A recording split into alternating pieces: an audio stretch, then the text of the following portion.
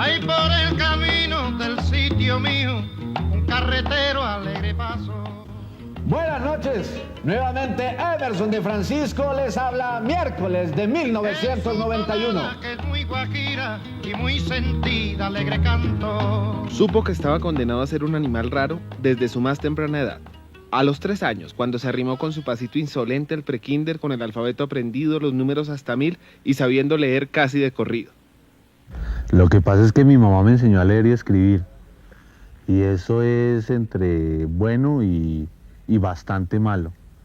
Porque uno entra al colegio con un hándicap muy grande respecto a los otros niños. Y es que yo hablaba media lengua y ya sabía leer. Entonces la profesora, la señora Beatriz, una mujer muy valiosa, la señora Beatriz de Santa María, me llevaba de salón en salón a mostrarle a los otros niños cómo leía.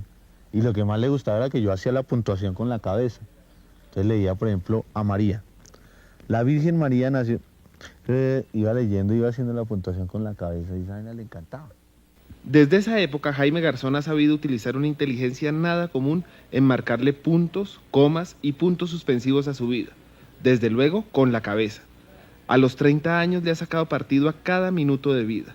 A veces en altas y a veces en bajas, este eterno estudiante de Derecho, Ciencias Políticas y Física se inventó una forma nueva de opinar en Colombia. Esta noche, Jaime Garzón, el dueño de esta corta pero fructífera vida, es protagonista. No, pues imagínese, el compromiso tan tenaz. Es muy grave ese protagonista, ¿no? Las gallinas, como las mujeres, tienen un espíritu extraño, y es que en vez de comerse el maíz de la casa, salen a la calle a comer cualquier cosa. Este es Protagonista NTC, la nueva televisión de Colombia.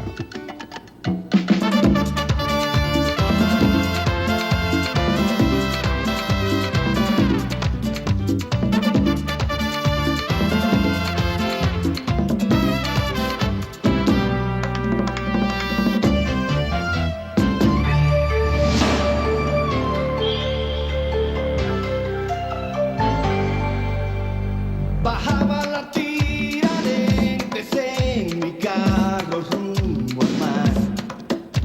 De pronto un faro intermitente me hizo señas de parar. Mi licencia de conducir me pidió con ojo febril que se le va. Este es Protagonista NTC, la nueva televisión de Colombia. Llamado a romper esquemas, Jaime Garzón ha sido y sigue siendo un rebelde. Eso sí, con mucho alegato para justificarse. Hay una discusión muy buena con la policía. La policía le pide a uno el pase. Entonces, yo tengo pase, solo que está vencido. Entonces la discusión que yo le sostengo al policía es: agente, ¿a usted le interesa saber si yo tengo pase? Es decir, si algún día en la historia de mi vida la autoridad pertinente me confirió un pase y demostró que entregándomelo yo sabía manejar. Es la discusión. El vencimiento o no es un problema de la permisibilidad de la ley en el tiempo, que es otra discusión, ¿cierto? Pero usted quiere saber, ¿tengo pase? Sí, tengo pase, aquí está. ¿Está vencido? No, esa es otra discusión. Propóngame otra discusión. Hablemos de la temporalidad del conocimiento, por ejemplo. Que usted al cabo de 3 años se le olvidó manejar. ¿Pero por qué si yo manejo todos los días? Cuando llegó a la Universidad Nacional en 1978, en plena época del Estatuto de Seguridad, encontró un refugio en la política, de izquierda desde luego. Una política confusa para cualquier sociólogo, con una violencia que empezaba y otra que se acababa. Hay gente muy valiosa dentro de eso, que se dio cuenta que el proceso guerrillero no tenía sentido, que armarse allá a matar soldados y a matar moscos no tenía sentido. Era un proceso embrionario que fue alimentado más por la fuerza de la Revolución Cubana que por una razón nacional. Eso no tenía razón de ser. Y como si su adolescencia necesitara más puntos de confusión, Jaime, al tiempo que estudiaba física en la Nacional, se matriculó en Ciencias Políticas en la Javeriana. Algo va de un sitio a otro. Es que, ejemplo, en la Nacional venden un café pequeñito, que es café con leche, se llama Perico. Vale 25 pesos.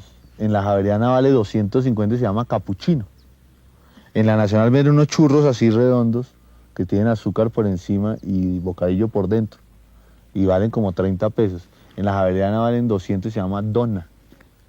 En la Nacional hay un negro que está haciendo así con una gelatina de pata todo el día así.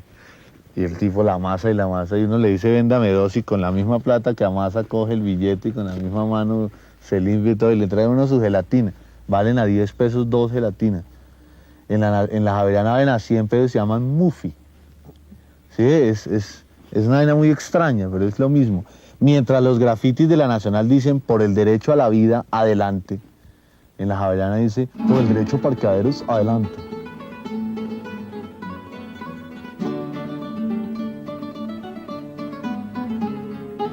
Garzón pasó de carrera en carrera con la alegría de los que cobran sueldo de hijo, y de tumbo en tumbo llegó a España, en la ruta contraria a la de Colón. Entonces tengo una pensión vitalicia de hijo, que es una ventaja grandísima. Y ahora el trabajo... ¿Es cobrar un sueldo de hijo?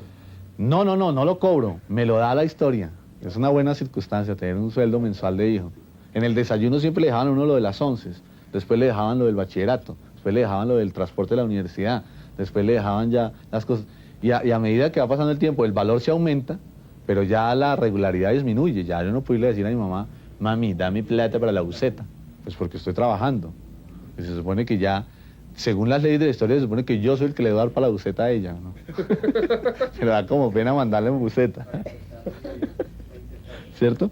Bueno, oiga, voy a ir allí, permítame un momento. Oiga, permítame un momentico, ¿por qué no se voltean, sí? Gracias. Bueno, en Madrid hay un sitio de mi amigo Gaspar Astete, Gastón Adolfo Alzate se llama, que se llama Magallanes 12, piso 6. En ese sitio, que es un sitio donde vive la tía de él, vivimos mucho tiempo. Allí se matriculó en la Real Academia de la Lengua, estudió español para extranjeros, con un pretexto. España e Hispanoamérica, según él, son 2 culturas separadas por la misma lengua. Otros más prosaicos saben que a los estudiantes en España les dan el almuerzo gratis. Así que dio brazo a torcer, aún con todos los reparos que tiene por hacerle a la academia. El problema de la educación es que los maestros no han entendido, ellos tampoco, que todo lo que tratan de hacer las diferentes ciencias es explicar una sola cosa, de dónde venimos. Todas las ciencias tratan de explicar eso, ¿eh? Ejemplo, anoche practicábamos, por ejemplo, eso de que la doble negación da una afirmación. Y uno lo ve aislado en matemáticas. Más por más, menos por menos, más por menos. Como un hecho aislado. Y no le explican que eso tiene una razón de ser lógica. Que es que si usted dice 2 veces no en una misma oración, ¿cierto? Está diciendo sí. Fue por esa época cuando descubrió que era tan bueno que no servía para nada. Y volvió a Colombia con 2 metas. Estudiar aviación, para acabar de entender la aerostática, y fundar el movimiento Rotundo Vagabundo. A los rotundos vagabundos tienen características. Porque hay que ser diferente entre lo que es ser un vago y un vagabundo. Hay diferencias ontológicas y filosóficas. Leen mucho. Por lo general estudian carreras bastante inútiles como sociología, antropología, esas cosas que en realidad no sirven para nada, en vez de estudiar carreras exactas, ciencias exactas como la teología, por ejemplo, ¿no? O como la odontología, son ciencias exactas, ¿no? Como la matemática, ¿no? La matemática es más especulación. Los rotundos les encantan las mechudas de pelo ensortijado y pensamientos vagabundos, ¿no? Por ahora tienen hijitos y les ponen Mateo, Santiago, Laura, Felipe o Sebastián. ¿Sí? En lo posible no usan corbata. Son más bien inclinados a la duda metódica y pierden el tiempo entre la lectura, una que otra rumba y el pensar que hacen aquí, ¿no? Gaspar Astete, su eterno compañero de cofradías, lo acompañó nuevamente en esta causa, exitosa. Como rotundos vagabundos, comparten ahora algunos espacios. ¿Y usted toca piano? No, yo no, lo alquilé hoy para el programa y para no salir como tan de bajo perfil respecto al anterior programa. Pero no, mentira, no, hay un poquito, hay cositas ahí que hago, pero yo no. Por ejemplo. Fundamentalmente un amigo mío, que él comparte mucho la vida conmigo, que se llama Gastón Alzate, Gaspar Astete. Él toca muy bien piano y estudió piano en Madrid 5 años. Entonces, aquí se comparten los espacios con él y por eso está aquí. Pero lo quiero invitar al Solar, vamos al Solar. El Solar es muy lindo, venga por aquí.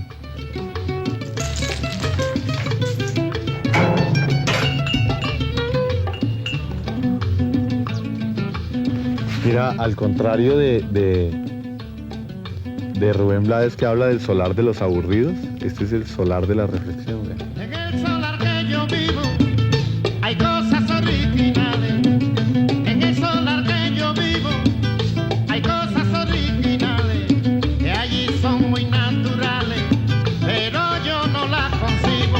En su solar Jaime nunca ha cultivado, ni más faltaba, pero alguna vez convirtió la cría de 12 gallinas en un completo estudio de comportamiento cortoabuelesco. La niñez de las gallinas, la adolescencia, la adultez es muy linda. Las gallinas, por ejemplo, son bastante despistadas, tienen memoria de político, que dicen una cosa y al ratico se les olvida. Prometen una cosa y después se les olvida. Dicen, la gallina, por ejemplo, va así,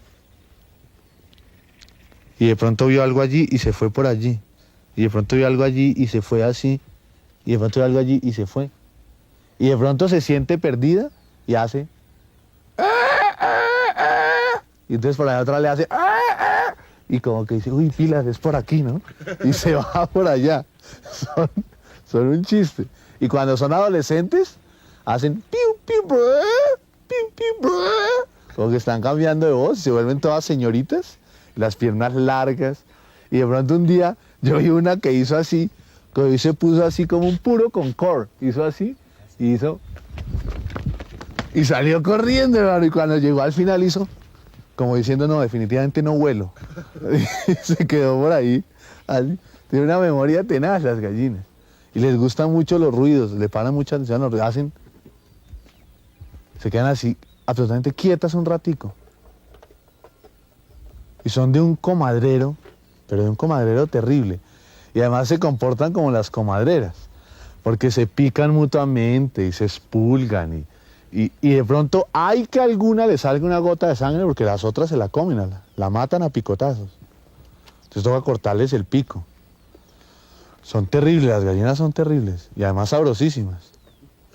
Esas 12 gallinas paradas en 12 sancochos. Sí, no fui capaz de comerme ninguna. Las compré muy baratas, las crié. Al principio les ponía maíz especializado, les ponía cosas. Y después terminé echándole los sobrados de la comida y quedaron más sabrosas por haber sido creadas con sobrados. Porque las gallinas, como las mujeres, tienen un espíritu extraño y es que en vez de comerse el maíz de la casa salen a la calle a comer cualquier cosa. Diga lo que diga acerca de las mujeres, Garzón vive para ellas. Una en especial le marca la vida, Tutti Frutti, compañera de una relación accidentada, madre de 3 niños que también conocen a Garzón en serio. Es ella además la responsable de hacer sus zapatos, es decir, de completar creativamente el espacio que hay entre los pies de Jaime y la tierra.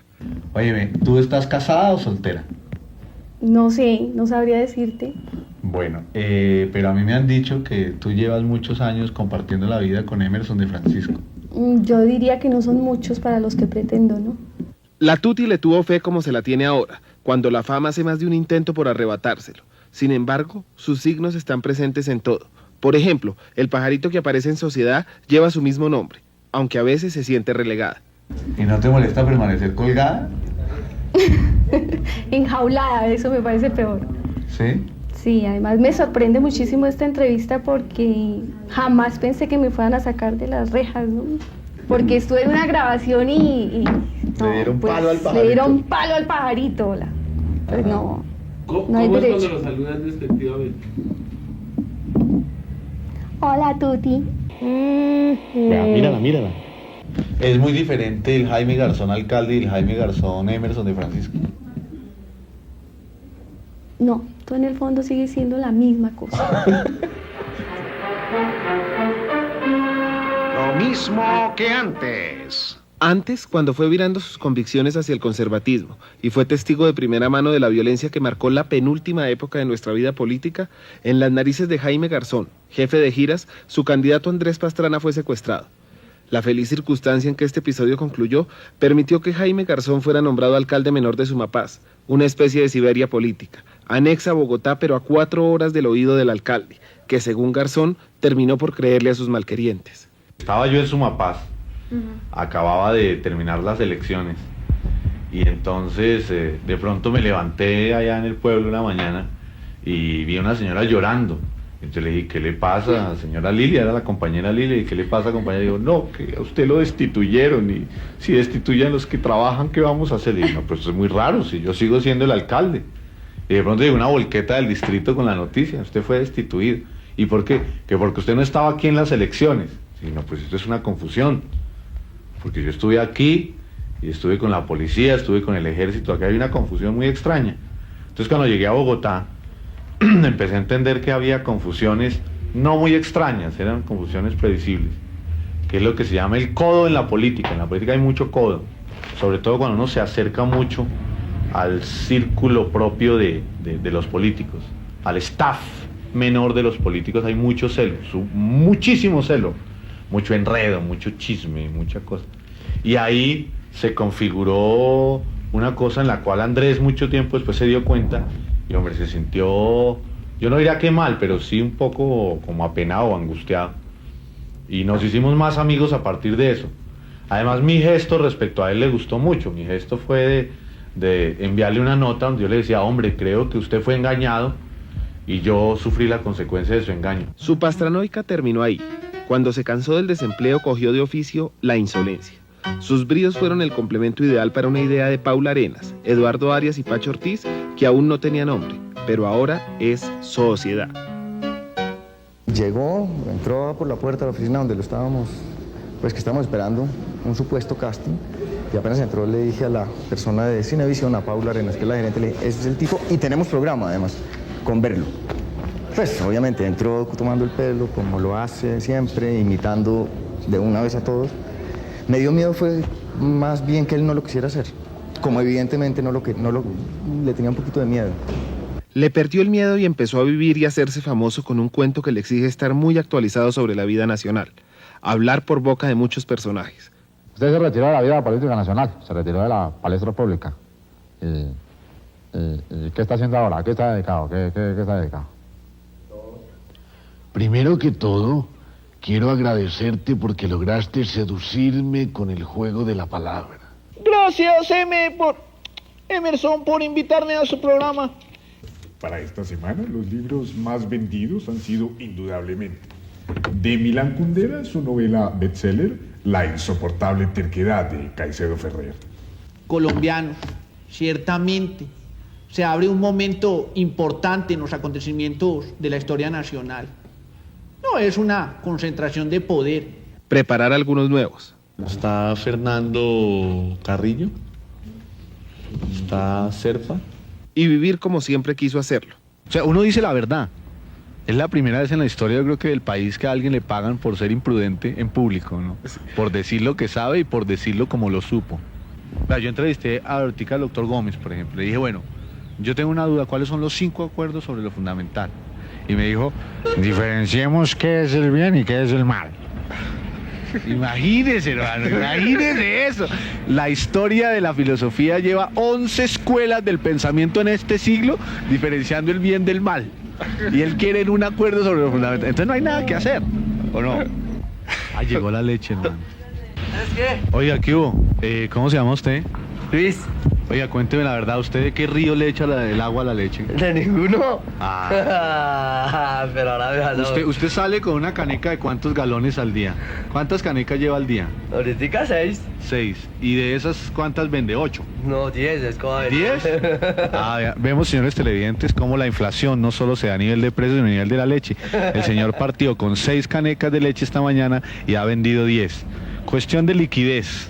Eso sí, cuestionando las jerarquías que por fuerza existen en la televisión. Tomás Cano Alfonso Concha. Muy inteligente. Pero es que vea, en San Andrés, donde no entra la televisión colombiana, me dijeron, a mí me gusta mucho tu programa. Me dijo una negrita que hablaba así. Le dije, ¿por qué? Dijo, porque lo que tú dices me toca pensarlo. Y tú eres el único que parte del presupuesto de que la gente es bruta. Entonces, ¿el bruto soy yo? Muchas gracias y buenas noches. Que Dios los perdone. Listo, ya, fuera del aire.